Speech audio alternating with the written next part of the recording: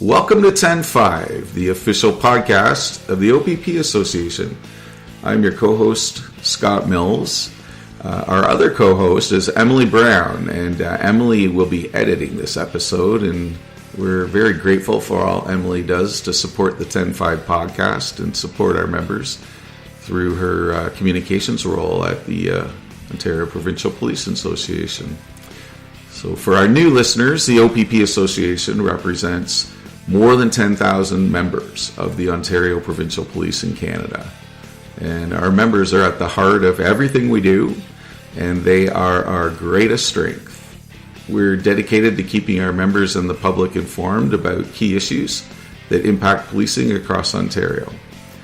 And today we are very excited to welcome Eleanor McMahon to the 10-5 podcast to speak about the legacy of her husband, OPP Sergeant Greg Stobbart, and her tireless work as the chair and founder of Share the Road Cycling Coalition. And listeners will hear about how Greg tragically died, how Eleanor has tirelessly advocated for improved road safety, and the impact Eleanor has made.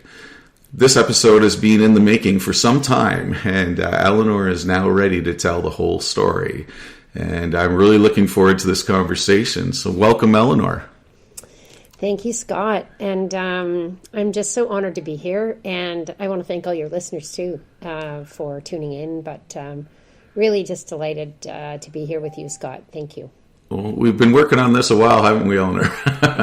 It feels like it. It really does feel like it, Scott. And so it's timely, I think, for sure.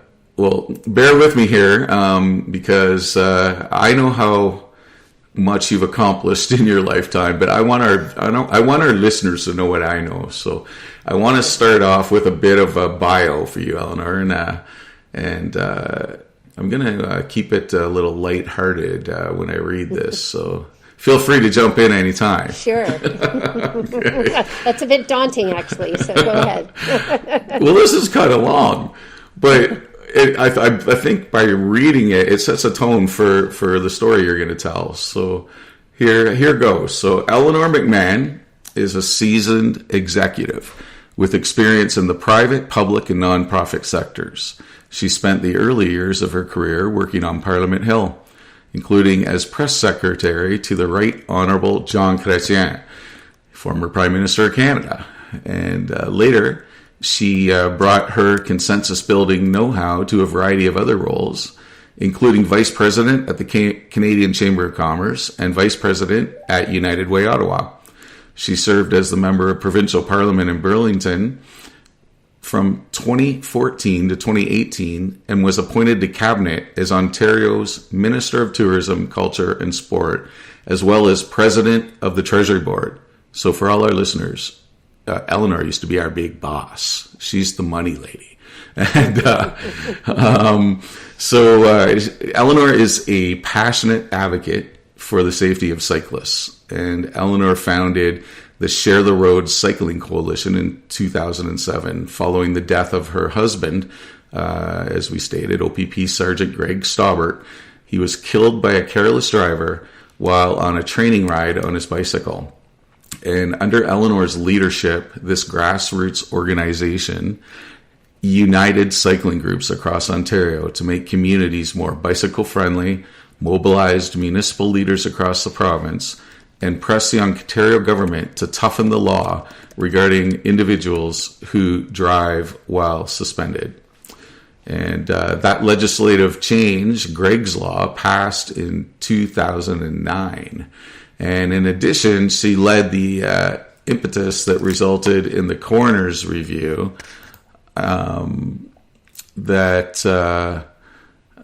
for his review into cycling deaths in 2012, which resulted in the 2013 launch of Cycle On. That's a hashtag Cycle ON. Ontario's first bicycle policy update in 20 years. So while in office, Eleanor was instrumental in the passage of two other legislative safety measures: Ontario's 1 meter safe passing law 2015 and legislation strengthening the careless driving provisions of the Highway Traffic Act, which created Canada's first vulnerable road user legislation in 2017. That same year, she announced a $125 million investment in cycling infrastructure in several communities across Ontario. So following her public service career, Eleanor served as CEO of the Trans-Canada Trail and at University of Waterloo as Vice President, University Relations. And she continues to serve as a director on several not-for-profit boards. I am so impressed with everything you do, have done, and continue to do, Eleanor, and we have lots to talk about here. This is a very impressive resume, Eleanor. I've known that you've done a lot. I've been wanting to get you on this podcast for some time. We have lots to talk about. We do. It's very kind of you to say, by the way. That's, I have had a wonderful career, and it just keeps on going. I feel very, very grateful to have had the career that I have had, and it's given me the opportunity to do some really interesting things. And when I lost Greg, Scott, I think the reaction that I had was almost instantly to, as I sorted through the grief and the things that I was processing, really started to think about how can I use the, KSAs that I have, those knowledge, skills, and abilities we talk about, to really focus on ensuring that other families, other people don't have to go through the same kind of tragedy that we did. And it just so happened that I had a number of the skills that I had leveraged in my career, things I'd learned along the way that ended up being really helpful, working for 2 prime ministers at the start of my career, knowing how to navigate the political spectrum, working with media as the press secretary to the prime minister, and knowing how to really tell a story and get that story out, because the story of Greg's loss, what we've done in his memory, the people we've worked with along the way, including most fundamentally my OPP family, because that's how I feel about the OPP, Scott. I genuinely feel as though the OPP, since the night that we lost Greg at the hospital, through the funeral, through all of the pieces that followed, the openness that the OPP, the command structure, OPP members, everyone has showed to me and my family, the openness to work with us to deliver the kind of change that we have has been really remarkable, and I'm really grateful. Well, we're very grateful for all the work that you do, and it's a great little partnership that's happening here. So let's keep it going. Scott, if I may, it's very kind of you to say, but I know we have a lot to talk about. But you've been on the job a long time, and you know that partners to police officers really are have that same kind of privilege to have a bird's eye view on the work that police officers do in each and every day. And in my mind, police officers are storytellers because they talk about their work and differently depending on who's in the room, of course. But they talk about their work because they're very human. Police officers are, at their very nature, human beings who are impacted in different ways by the things that they do and that they see. And that privilege window that I had really came back to me when I was looking to memorialize Greg's loss, because so much of what I've done has been to give police officers the tools that they need to be more effective at the roadside, and for those of them on the road and elsewhere, to really execute on a common held objective, which is holding people to account for their actions and ensuring that the things that they have done, they don't do them again. And so, again, I had that knowledge of being with somebody who was a sergeant on the road and who saw things often time and time again, Scott. And that frustration that Greg sometimes expressed to me, I carry that with me. And it helped me to understand what it is that officers need to be effective, and consequently it became an opportunity for me to help. And for me, that was giving back to the OPP, who gave so much to my husband and was a place that he loved and a job that he really cared about. Well, that's amazing, Eleanor. I'm really interested in this Share the Road Cycling Coalition. Like, can you share with us kind of what it is and who's on your board and what your goals are for the organization? Absolutely. So it does start with a bit of a story, Scott, so bear with me, because what the organization is and what it has become really started out in the early days with asking people what they needed. So after I lost Greg, I began to think about how I could bring the kind of change that we wanted to see. And so that started with a lot of talking, Scott, which unfortunately I'm good at that. Well, that's a good thing. Greg used to joke with me quite often, Scott, and he'd say, because I'm a talker and because I am quite extroverted and I process things externally, he'd often say, my goodness, because he and I were very different, obviously. Sometimes that's how it is with couples, as you know. I often say there couldn't have been two me in the house. There'd be no oxygen left. And Greg was pretty low key, and he was a funny guy, and depending on the circumstance, but could be extroverted, but was really much more reserved than me. And he said to me once, he said, "Oh my gosh, I couldn't imagine you on the stand." I said, what are you talking about? He said, "My goodness, the judge would be like, okay, when's she going to stop talking?" And of course he was making fun of me in a kind way, but that again is the privilege window that you have when you're the partner of a police officer. You get those insights and that understanding, and that really helped me to honor him and to honor all of you, because that's really what the coalition was all about. And so when we started to think about how to respond to this tragic circumstance, and here I was married to this very fit, very able person who loved life, and I never thought for a million years that Greg would lose his life doing something he loved. Again, when you're married to a police officer, in the back of your mind is always understanding that life is short and fleeting, and things could happen, but you never suspect that you're going to lose your loved one because of someone else's carelessness. And it just never really occurred to me, obviously. And so losing Greg so quickly was obviously very difficult for us. But as I began to explore how to respond to his loss and the tragedy of it, I realized that we had an opportunity to begin to ask people, if we built an organization, would you come?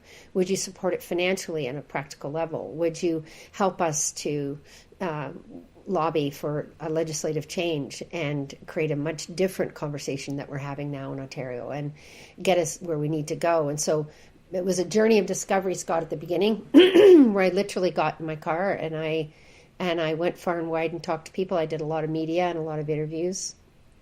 And I started to talk about the things we wanted to do and change.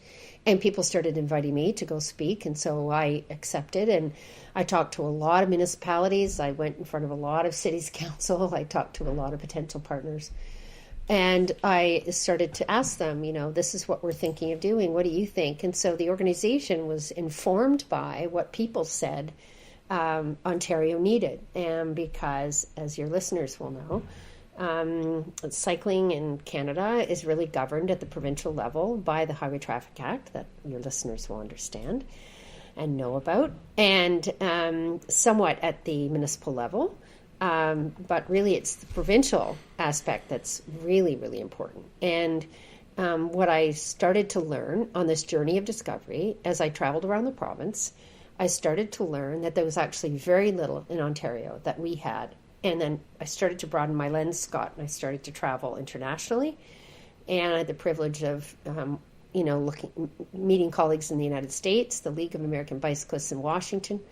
I started going to their conferences, and I started meeting colleagues in the U.S. and started realizing, wow, we have some catch-up work to do in Ontario here. We really are behind. And then, of course, I went to Europe. My community, Burlington, where I live, is twinned with Apeldoorn in Holland, and that was a whole other world of sophistication and cycling nirvana, where cycling is really part of the way that they live. And I'll never forget the mayor of Appledorn, the closing banquet, because I went over with a delegation of the city of Burlington staff and mayor. And the mayor of Appledorn's, I asked him, no, he said to me, actually, Eleanor, what can we do for cycling in Burlington? How can we help? And I said, well, before I answer that, can you tell me really how you created the kind of very cycling-friendly, cycling-focused society that you had, where so many people ride bikes, more than 50% of the population rides their bike every day. It's their primary vehicle. And he said, well, it's really simple. We made it really easy and really safe and really convenient to take your bike. And we made it more challenging and more costly and less convenient to drive. I said, oh, well, that's simple. Okay, then that should be easy. Let's go, But just one of the very formative conversations I had along the way. And now I enjoy an international network of colleagues that work in cycling because I've had the privilege of traveling to Europe and creating those connections and building that network. And I have an equally robust network in the United States and now across Canada. And along the way, everything we learned helped to shape the work of the Share the Road Cycling Coalition. And we started to drill down to Ontario.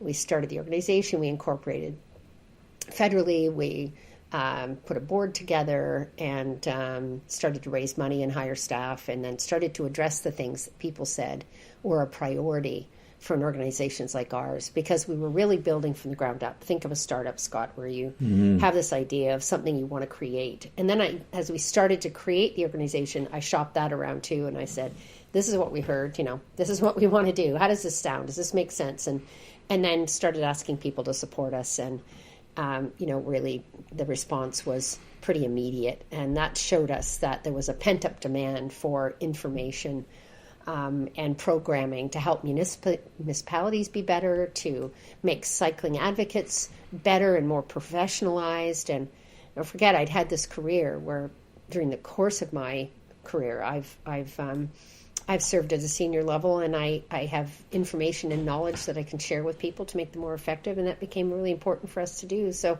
all in all, the organization started out with this idea that we could be better and build better in Ontario, and that's the impetus that has driven our work. And then, of course, legislative change became a very important part of our work. You mentioned Greg's Law that we did in 2008 to look at the fellow who killed Greg.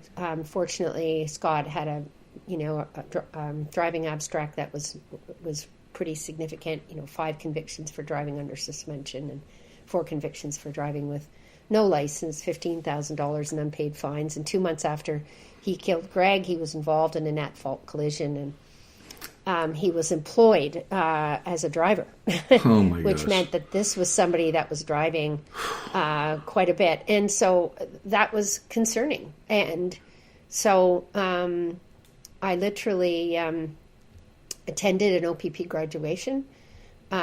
A fellow who worked with Greg at Caledon, which was the last place that he was, Ron Janak, introduced me to the commissioner at the time, who was Julian Fantino. And I asked if I could come and see the commissioner and if he would take a meeting with me to talk about some legislative change I was contemplating, and he did.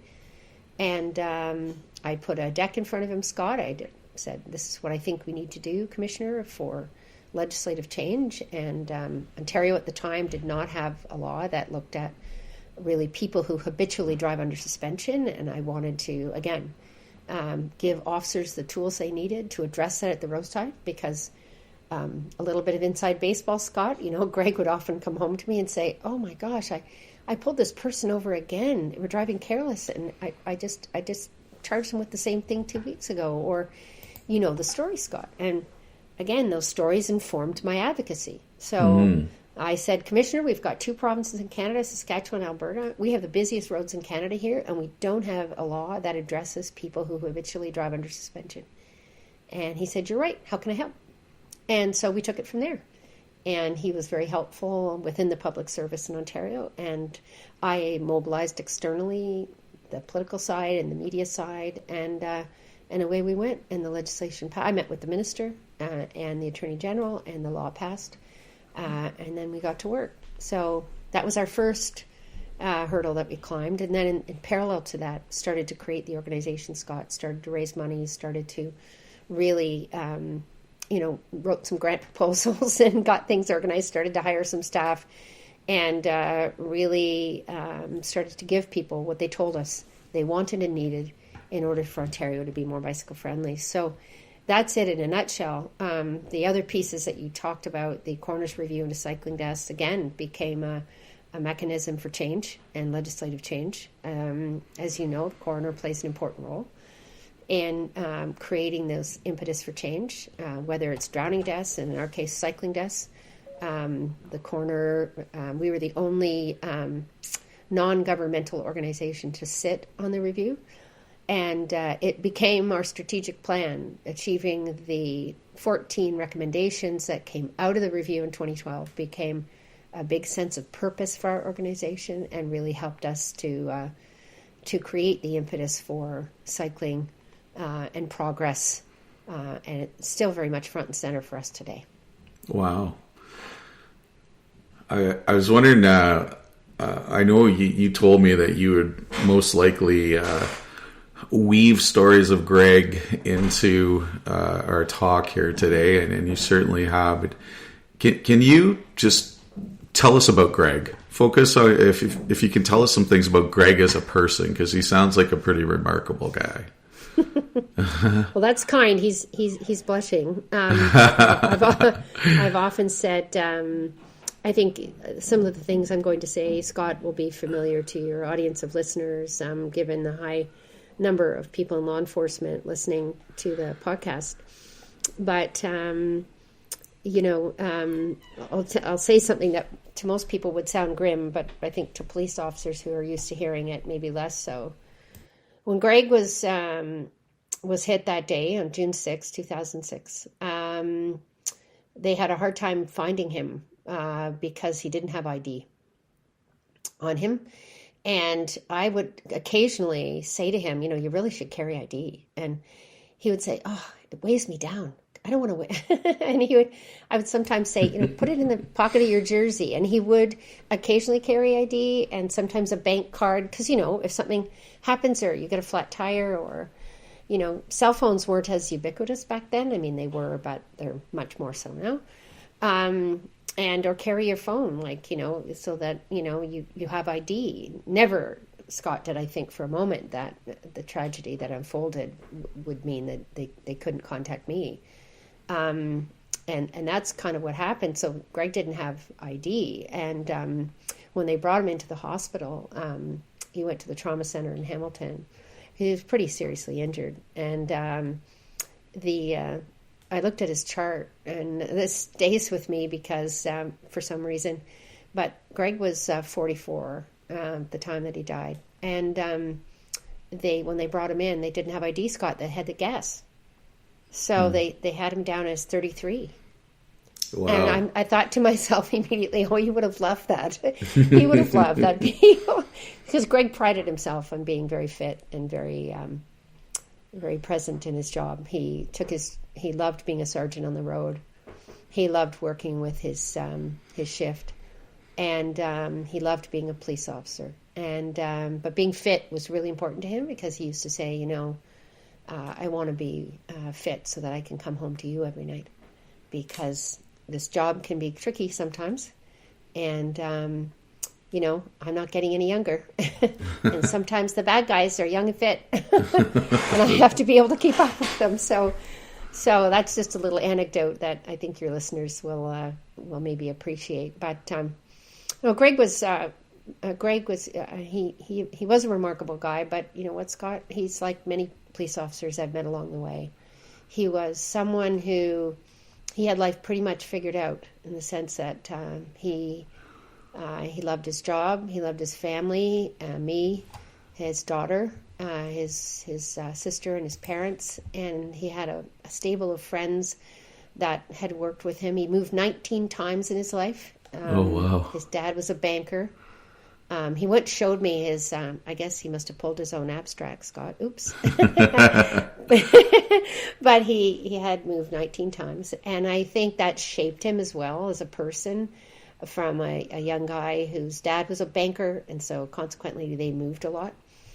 And it shaped his personality, and he made friends relatively easily, in part because he had to, and he had to learn how to do that. And so that taught him really well and set him up for success later in life. But he was a kind and generous soul, and again, just a guy who really, in some really simple ways, in a very straightforward way, loved what he did. Was very meticulous in the way he looked after himself. He had joined the job in Toronto at 23 Division, and joined a job at a time when policing was very different in the early 80s. And his time at 23 was a very busy part of the city. It's a very busy detachment, call to call, very, very busy time. And he said, I was... how old was Greg in 1981 when he joined the job? He was 20 years old.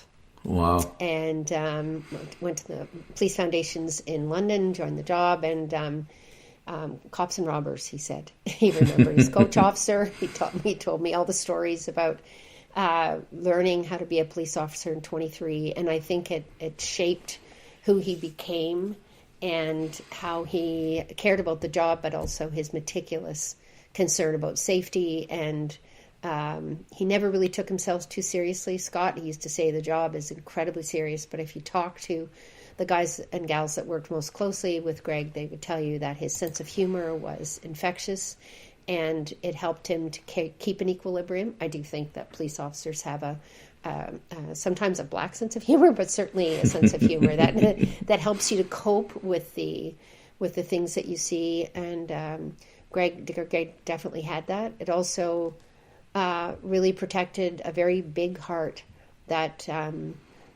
lived within that 54-inch chest that he had. That he cared very deeply about people and relationships and friends, and that's why his funeral. There were so many people there, Scott, that came to honor him, that cared about him, and each and every place he went, in the detachments he worked in, he had friends. As you know, the job can be at equal parts. Greg used to say, hours of boredom punctuated by moments of sheer terror. Yeah. Oh, yeah. I've heard that before. I've said it myself. Yeah, you have. Of course you have. Oh, yeah. 99% boredom, 1% sheer terror. Sheer terror, yeah. And he did some extraordinary things, and worked in. I got into a few tight spots along the way, that's for sure. And he brought every ounce of that to his last job in Caledon, and even before that, when he was in Killaloe. I am in touch with some of the officers that were on our shift there, a few of whom have become very close to me and stayed close, and I know he'd be very proud of them today. One of them was just promoted to inspector. Wow. Greg always said that he had a talent for engaging informants, and Greg just really, he was the guy that you wanted around in a crisis. He was calm and cool, smart and funny, kind and generous, and he was all those things. And so for me to have had the opportunity for the last almost 20 years now, 20 years next year it will be since we lost him, it's been a privilege to be able to do these things in his memory. Well, you do an amazing job honoring his legacy, Eleanor. I'm going to switch gears here for Sure. for a minute. If you mentioned something to me when we were kind of talking and emailing back and forth, that back in 2008, you presented something to the OPPA, the Ontario Provincial Police Association. Mm-hmm. And that piqued my interest. Was that like at an annual general meeting, or and how did it go? What was it like? Your listeners can't hear me smiling, but I'm smiling because it's a story that makes me smile. So, I think it might have been the AGM, Scott. All I remember is being invited to come up on the stage. At that time, it was very early on. I was invited to talk about the amendments to the Highway Traffic Act, the first law that we passed, which was Greg's law. And these were the ones that, again, targeted motorists who drive habitually under suspension. It was on the same framework as the street racing law, and very similar. And I wanted it tougher, Scott, truth be told, by the way. And I argued for tougher penalties. Yeah. But I got some pushback from the Attorney General. You know, these laws that need to stand up to a charter challenge. This is what you realize when you start looking at legislative reform. It's not as easy as no, I don't think anyone thinks it's easy, because it's not, but it's important to keep that in mind. And I did want tougher penalties, but what we ended up with was pretty darn good. And so I was invited to talk to the OPPA about the law, and I wanted to invite everybody who was in the room, and it felt like it was a pretty crowded room. I remember looking out over the room, and it was kind of, there was some people standing at the back, and it was pretty packed. And I presented the case for support for the legislation and why I was doing it, and asked everyone if they would so kindly support my efforts. And I was talking much like I am to you now, and I said, you know, everyone, I just want you to know I'm doing this for you. I'm doing it in Greg's memory, but I'm not doing it because I am not a vengeful person. Like, I'm doing this not because you know, for a second do I want to anyone to understand this as me trying to live through that moment. I'm really trying to cast my mind forward and move us all in that direction, and this is why I'm doing it. And I said, so I'm not a vengeful person. And somebody, it felt like a few folks at the back, Scott, yelled, "That's okay, we got you covered." Yeah, I can hear you there. And I think it makes me smile because again, the work that officers do means that again, the habitual motorist who drives under suspension several times, who has a driver's abstract where they're a repeat offender, these are the things that understandably I think police officers find frustrating. And I wanted to say, I'm in your corner. I want to help you here. I know that you can't pass laws, but I can help you, and I really love your help. So help me to help you was the message. And we ended up having a bit of a laugh, and which Greg would have loved, because he had a great sense of humor.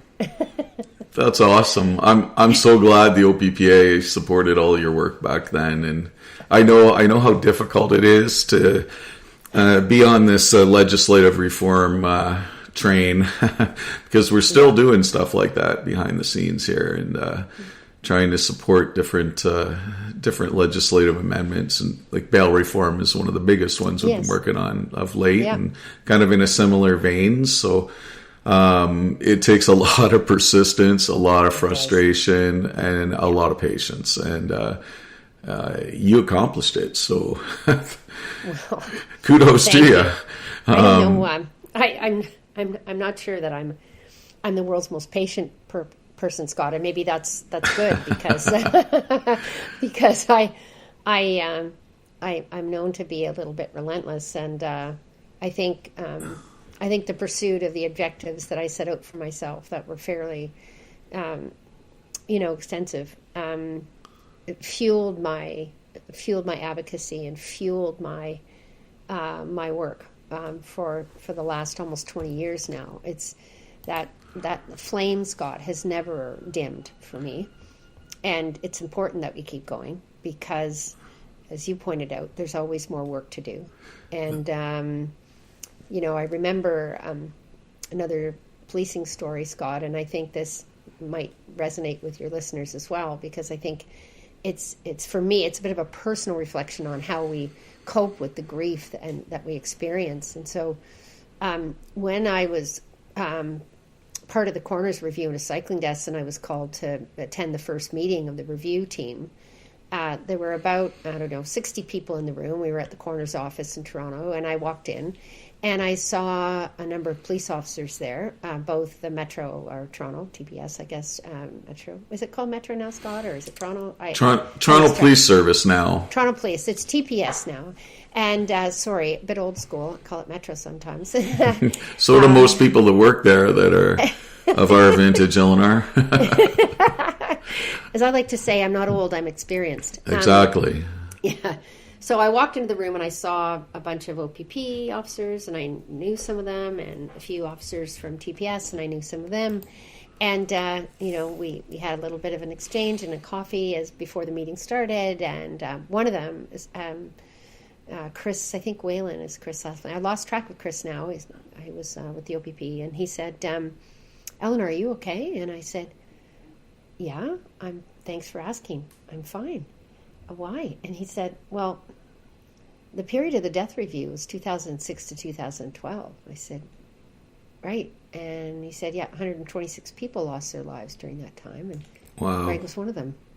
And I hadn't even thought about it, Scott. I mean, I was so head down focused on the task at hand, what we needed to achieve, and sort of driven by the desire to make a difference, just driven. Mm-hmm. One might say obsessed occasionally by achieving the task at hand. And I was so wanting to be there and in the room and present and doing what I needed to do. And I was really focused on securing recommendation in the review for a new cycling strategy, an all-of-government strategy for Ontario, and that's what we achieved. And that I was really intent, Scott. And if nothing else, I wanted to make sure that we had a new framework that crossed several ministries in the Ontario government, not just MTO, but health and municipal affairs. And we ended up with 12 government ministries that had a role to play in the cycling strategy that we released following the death review. So that was in 2012, and then the Cycle On strategy was released in 2013, and it was a comprehensive review of the various departments and ministries within government that played a role in making cycling easier, safer, roads safer, and just promoting cycling, tourism, the whole 9 yards. So that was a major accomplishment, and I really wanted to see it done. So thank goodness again for my friends in the OPP and my police friends who were thinking about me and thinking about the impact. But I somehow put that in the back seat most of the time, Scott, because sometimes these things are too hard to think about at the same time. Yeah, we talked about that, and you said it was one of the reasons why we're taking so long to kind of do this podcast, because you need to think about it and kind of be in the right mindset to talk about it. So we really appreciate it. I'm going to try and change it over here to something really positive. Sure. As we're coming down towards the end here. But you and I reconnected this year when you reached out to see if the OPP Association would share your event. And you were calling it the Share the Road Cycling Coalition Grand Fondo. Mm-hmm. And so currently that's what your event's called. I know you've done many past events. Can you tell us kind of what that event's all about, how people can get involved and stuff like that? Oh, well, thanks, Scott. So going back to 2006, the year that Greg was killed, a bunch of his friends and people that we knew here locally in cycling clubs and our really good friends at Racer Sportif in Oakville. Greg had a quick story, if I may, Scott. The day that Greg was killed, it's kind of a fascinating story. He was riding his brand new bike, and part of the reason he went for a bike ride that day was because we were training for a triathlon, and of course that's swimming, biking, running, and he could have gone swimming, but it was a beautiful day, and he had just purchased this new bike. He got his tax refund, Scott, and the money was burning a hole in his pocket, and he'd seen this bike that he really wanted, and so he used his refund to buy his new bike, and so he was really keen to get out for a ride on this beautiful day. And so the bike in and of itself, you would know, has a decal on it that identified the store where the bike was purchased.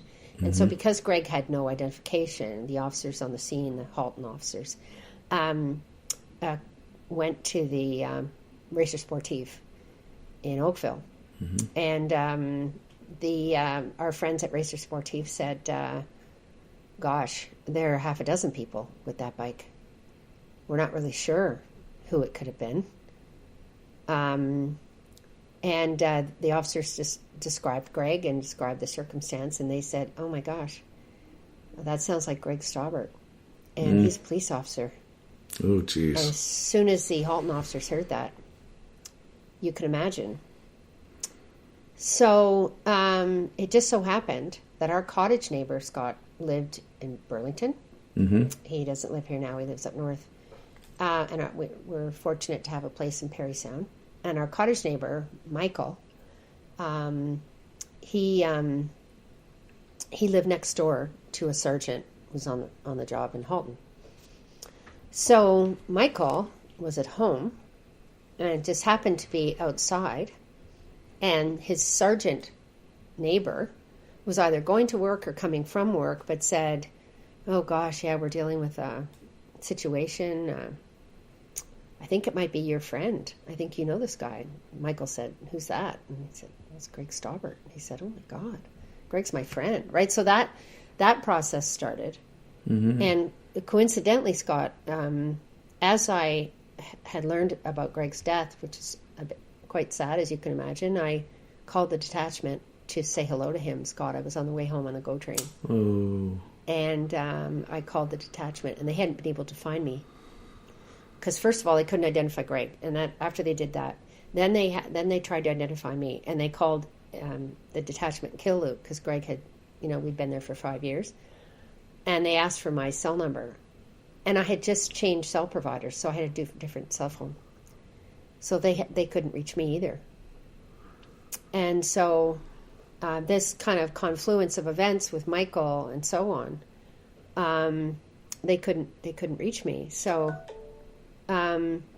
before I called the detachment to find out how he was doing, just calling in to say hello or whatever, Michael, my cottage neighbor, called me, Scott, on the train. Wow. And he didn't want to tell me the news on the phone, and he didn't want to upset me. So he said, when's your train getting in? And I don't know, 5:30 or so. And he said, okay, can I meet you at the train? I'd love to take you for a drink. Greg's at work, right? And I said, yeah, he is. But it was unusual, Scott, that he would do that. Yeah. It was unusual. And he had my cell number. And so because of that conversation, which was unusual, I thought, I'm going to call Greg. That's unusual that Michael will call me and ask. I'm not happy to go for a drink with him, but Greg was on duty, right? And so I called the detachment, and that's really what triggered everything else, because I called the detachment, and they said, we've been trying to reach you. And it's Greg.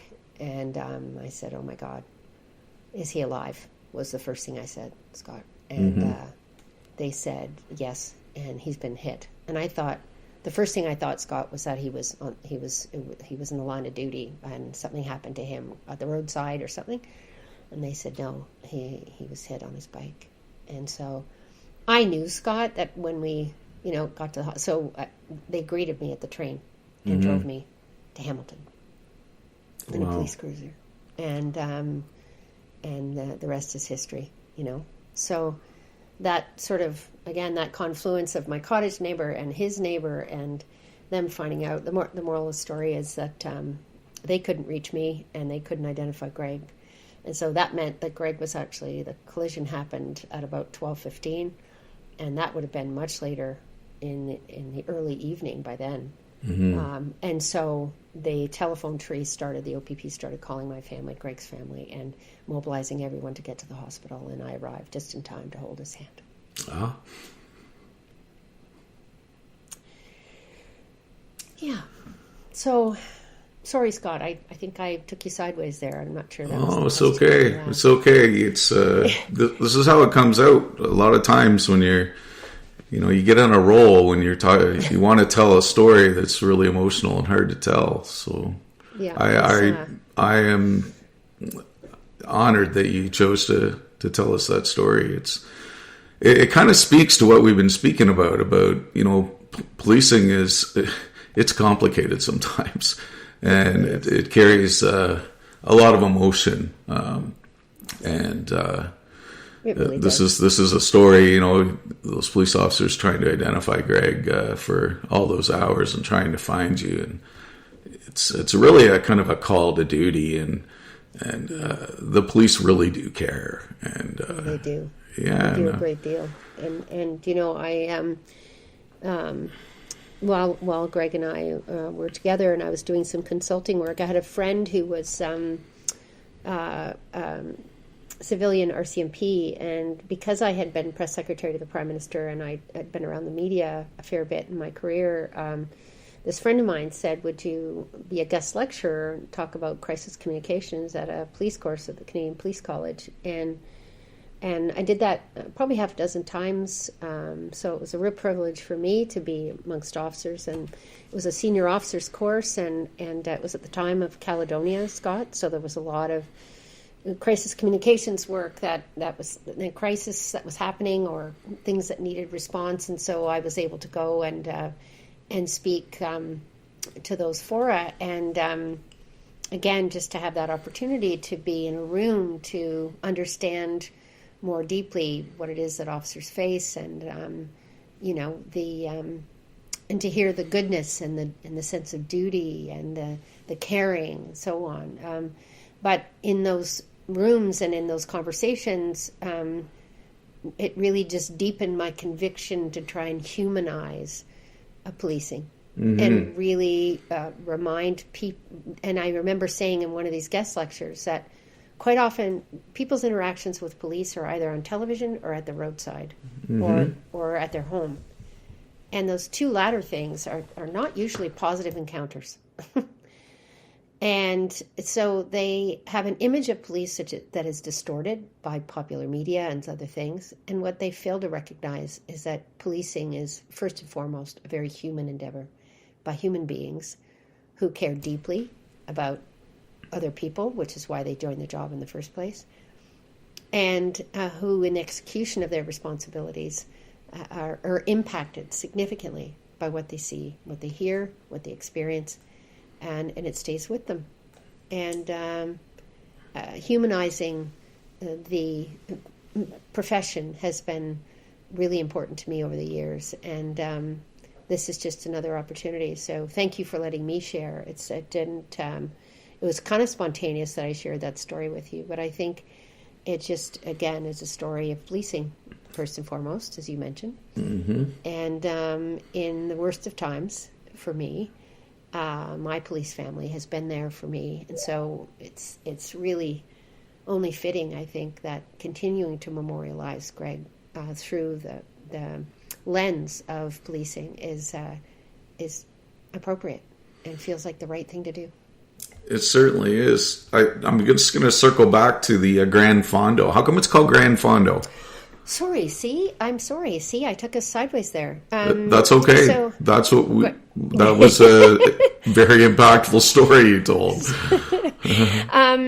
So Grand Fondo is a term that comes from Europe, and it may be Italian in its origins, but it's used by the Union des Cyclistes Internationaux, or UCI, which is what governs the Tour de France and most international races of note. And it's really kind of a fancy term for a mass cycling event. Wow. Where you have fun, where you you asked the iterations of it over the years. So Greg, when we lost Greg and his friends started the first, we called it Greg's Ride for many years.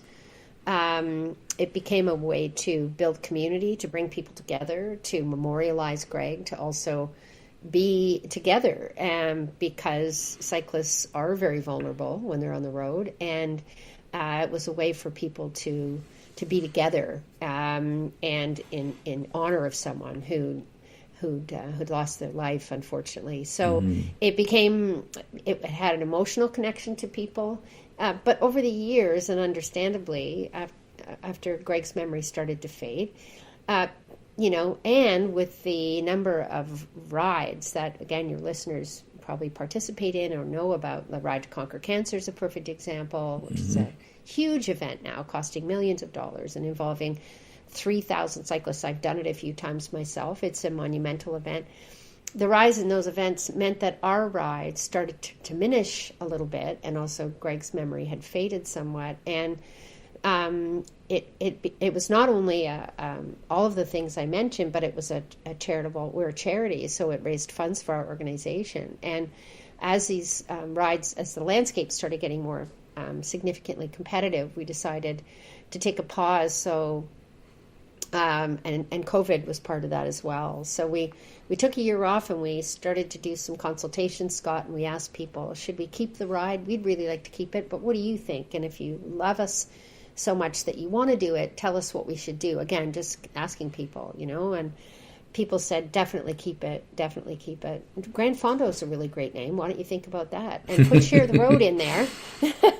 Put Share the Road in there, because that's what the organization is. That's what the funds are raised for. That's what the money that you raise goes directly to fund the organization's work. So do that. And so we said, okay, we hear you. So last year we launched the Share the Road Grand Fondo, and it was a first year in the new style of event, and we held it at the Mattamy Cycling Center. I just want to give a shout out to the OPP cycling team, because they're always in evidence. And if I may, Scott, just thank the commissioner, because he's almost from day one been incredibly supportive, met with me early on. We had a conversation. I said to him, I'm not here as a former politician. I'm here as the widow of a former member, and I know that you care about cycling and road safety, and so do I, and I'm wondering if we could find a way to work together. And he's been generous and kind and open. This year he did an ad campaign for us, Scott, to really showcase the importance of the 1 meter safe passing law, which we passed in 2015.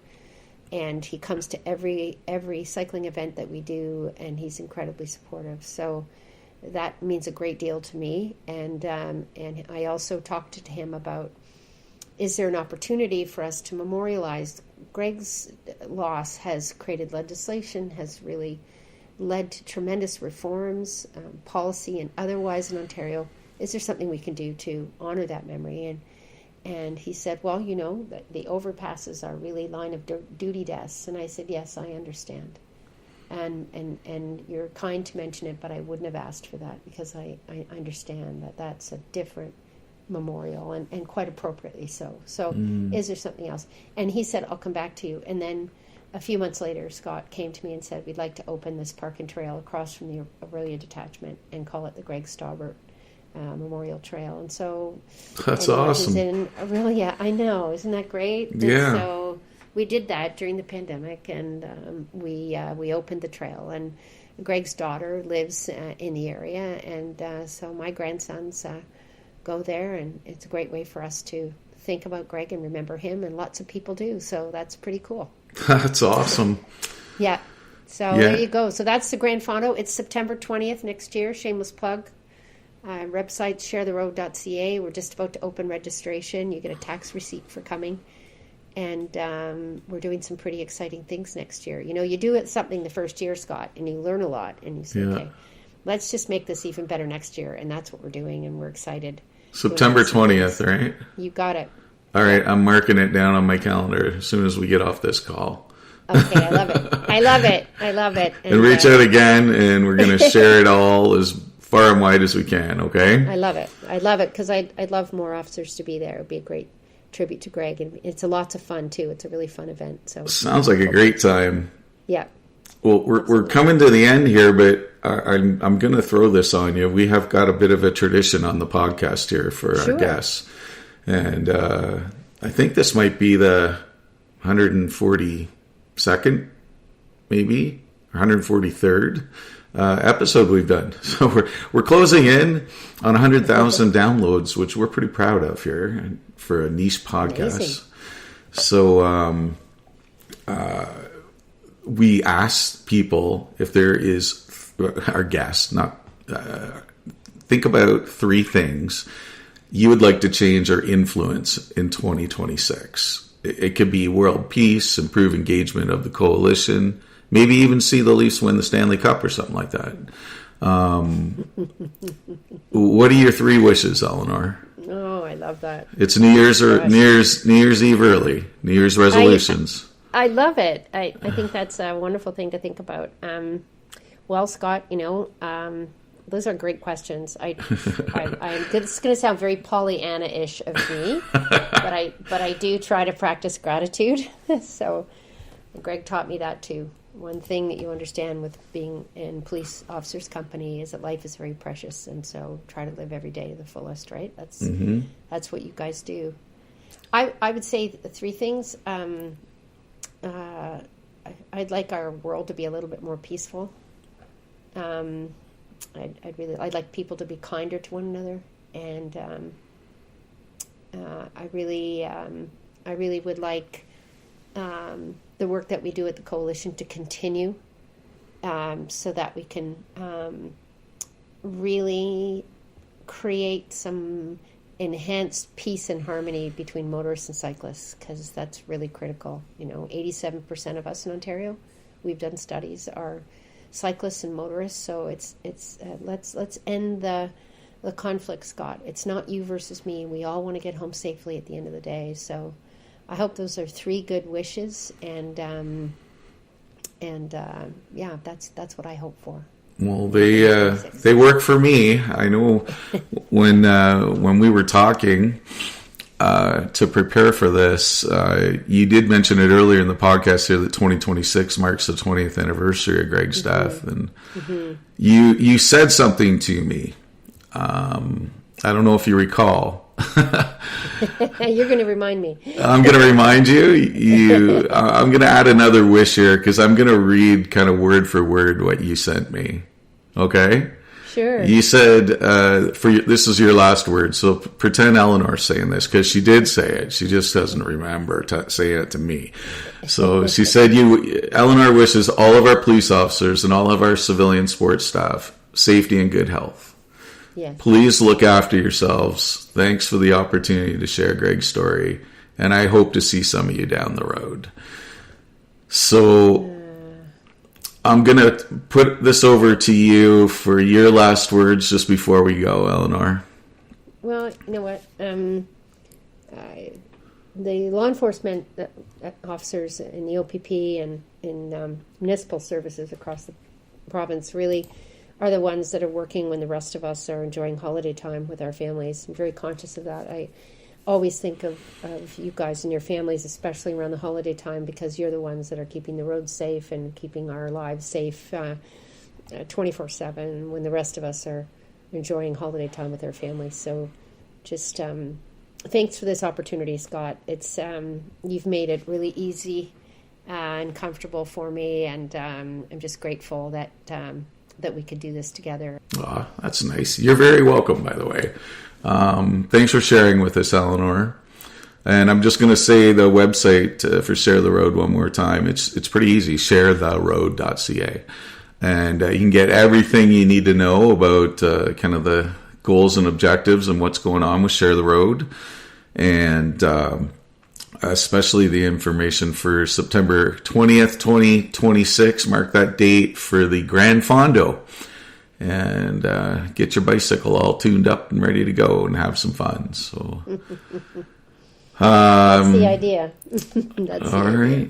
Well, thanks very much, Eleanor. You have been listening to Eleanor McMahon, the chair and founder of Share the Road Cycling Coalition, talking about the legacy of her husband, OPP Sergeant Greg Stobbart, here on 10.5, the official podcast of the OPP Association. If you like what you hear, please hit subscribe on the podcast platform of your choice so you never miss an episode. New episodes are currently being released on a Friday in each month. We try for the first, but sometimes we don't make it. So if you have any questions for Eleanor, you can email us here, communications@oppa.ca, and we'll get her the message. And until next time, thanks for listening and stay safe.